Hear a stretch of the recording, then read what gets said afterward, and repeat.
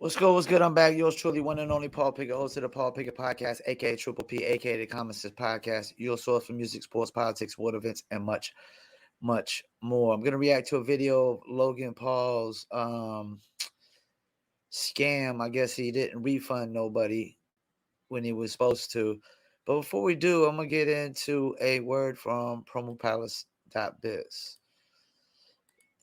Let's pull up the ad round. Looking for music marketing and promotion?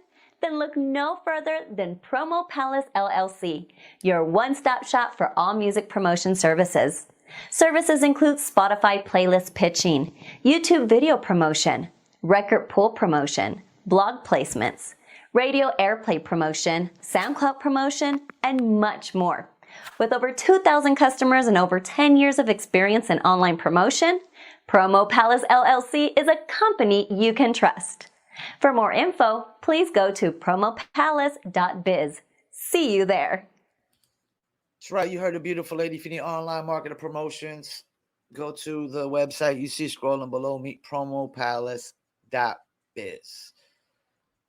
Okay. Damn, and my light went out. Okay. All right. Well, let's get into the video. I didn't expect that light to go out right there. Scam created by Logan Paul and a team of criminals. Oh, and a dude named Jeff, which ultimately resulted in millions of dollars being stolen from fans. I was threatened with a lawsuit for exposing it, but ultimately, Logan Paul decided to thank me instead for his public undressing and announced a $1.8 million refund to the victims. Now, I thought that was a great ending to the story, but I also said this: I'll follow up in the future to make sure that he actually gives that money away, and that's why we're here today. It's been 6 months, so here's a follow-up. Logan Paul has not paid back his victims. He hasn't talked about it since he first announced he was going to pay them back. And what's worst of all, he doesn't seem to have a plan in place to refund anyone. How do I know that? Well, because I've been asking Logan for that plan to refund people the entire time behind the scenes in messages like these. Quote, "Hey Logan, following up on the zoo refunds, when should people expect those? It's been about a month." And then a month later, following up again. People are wondering what's going on. Almost been 2 months. Very frustrating for victims to get promises and then see nothing and get zero communication. And then later, "Hey Logan, following up for a third time, it's been over 5 months since you promised to refund the victims of CryptoZoo over $3 million. I meant to say $1.8 million there. The price of crypto changed a lot, so what this buyback was going to be was constantly changing. I just misspoke there. Either way, my point was this, quote, "You haven't contacted any of them, nor explained why you haven't done what you said you'd do. Meanwhile, you got public credit for promising to do this." And all of this, Logan didn't respond to, which is odd since he was such a fan of me reaching out to him personally. You know, instead of making things public. Maybe we could have talked about this if you had reached out to me personally, not my manager, Jeff, who is not me, Steven. Well, I did reach out to you and I got no response. In fact, the only response I got came on my 4th attempt to reach Logan, but this one came from his criminal defense lawyers. A guy named Jeffrey Neiman emailed me after my 4th attempt saying, "Steven, see inserted on behalf of Logan Paul." Now, to be honest, I had no idea who Logan Paul was until I researched the lawyer and learned that he, quote, "regularly defends individuals and corporations in white-collar criminal litigations." And that's when I realized, oh, that Logan Paul. Why didn't you just say you defended alleged white-collar criminals? Would have saved me a Google search. So I opened up the letter and it read, "We represent Logan Paul. Mr. Paul has informed us of your outreach about the status of the CryptoZoo buybacks. Mr. Paul remains committed to this process. We are working with Mr. Paul to evaluate the best way to achieve this goal. In the meantime, please direct to our attention any further inquiries to Mr. Paul. Thank." Yeah, I would say that waiting for a refund from a company or a business or a person for 5 months, that really sounds like they're really committed. Let me chime in for a second. This doesn't shock me. There's a lot of this going on with the cryptocurrency and stuff like that. like you got to be careful with a lot of these new ventures and new businesses. That's where a lot of the scammers are. And Logan Paul really doesn't look good in the situation right now. And I bet you they whacked up that 1.8 million and people started spending it already.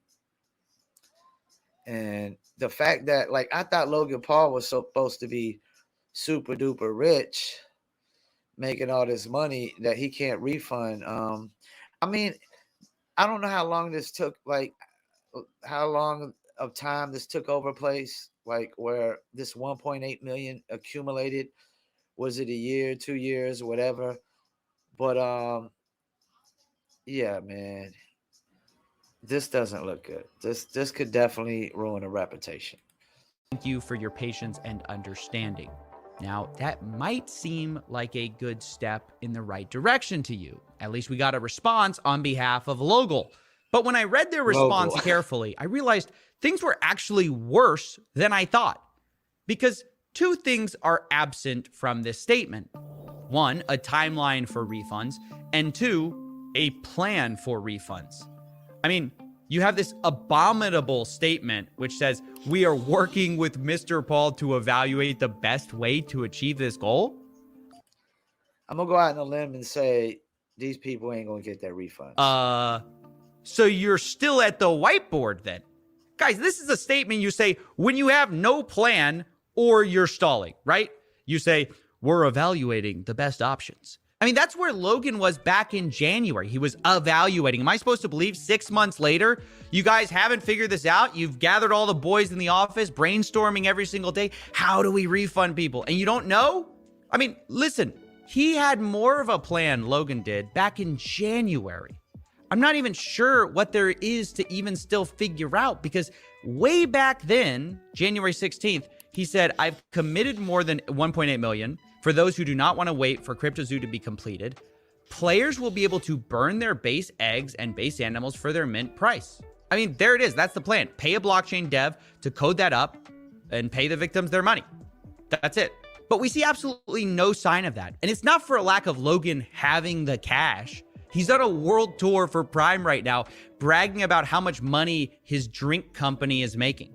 In January of this year, we did 45 million. Oh, Wow. So 45 million and you can't refund 1.8 million. Something's going on here. You know what I think's going on here? Let me tell you what I think's going on here. I think Logan Paul wants to pass the buck. I think he got scammed. He scammed people. He got scammed into scamming people, basically. He got scammed into scamming people, and now he doesn't want to pay up. He doesn't feel like he should pay up because he feels like he's a victim too, probably. I bet you that's what's going on. He's going to play victimhood. I got scammed into scamming people. I didn't know, But there's no way I could be in Logan Paul's shoes and tell people I'm going to refund 1.8 million and then sit there and say I made 45 million in sales. Yes, it's a whole different business, but oh well. Just get that 1.8 million out the way. You'll make it back on drink sales if you're making 45 million in sales. That's crazy. Something is definitely fishy here. I'm gonna go out on a limb and say these people never get their money back. In January. Yeah. Wow, 45 million is a good month. Also, January happens to be the same month Logan promised those CryptoZoo refunds. I didn't think of that. So there's no good explanation for why Logan hasn't refunded his victims yet, because he had a plan back in January. He had the money. But there's even less of a good explanation for why he hasn't explained himself for the delay to either me privately or to the victims publicly, who are just waiting around for months with no word about the status of their promised refund. Now, eventually, I do believe Logan will address this. I think he has to. And when he does, I think he'll probably point to a lawsuit that he's in for the reason he couldn't speak. He had to be silent. Only he's tried this before, and it didn't make a lot of sense then either. Which kind of fits my narrative. He's playing victim. Kind of fits my narrative. Victim. I had to rely on my team. I crumbled internally, And the advice was, while actual legal process was going on because of criminal investigation taking place that CoffeeZilla highlighted in his series, I had to stay silent. And for a year, I'm hounding Jeff. How do we make this? Okay, but what does that have to actually do with you doing the refunds? What does you staying silent have to do with the refunds? Because you already made a statement that you would do the refunds. You've already, what he said, we've already, put a 1.8 million, basically aside to do this. This is something fishy going on here. That's right. All right, let's get this straight. Logan was dying to make CryptoZoo right the first time, but was legally required to be silent until a YouTuber talked about it? Did the judge magically unseal his lips when my video dropped? I'm confused. He's not prevented from explaining himself, and he's certainly not legally prevented from giving people their money back. Even if you want to... Like I said, what does him being silent have to do with the refund? Those two things have nothing to do with each other. Argue the point that maybe Logan might look more guilty if he promises to pay victims. Well, sure, but he already did that, though. He said he felt so bad that he was going to refund $1.8 million to the affected people who invested. But actually delivering that promise doesn't add any layer of admission to that guilt. He already said he was responsible. At this point, refunding people is just doing what he said he was going to do from the beginning. No, I think the real reason Logan hasn't paid, if I had to guess, is just because either he does not want to pay, he cannot be bothered to pay on time, or he's just stalling. All of which are unacceptable. Because let me remind you of his promise. Quote, I have committed more than $1.8 million for those who do not want to wait for CryptoZoo to be completed. That is what he said, and the people are tired of waiting, including me. After months of trying to work behind the scenes and ask questions behind the scenes privately to him, I'm just out of ideas, and I'm stuck trying to speak to Logan in the only language I believe he understands.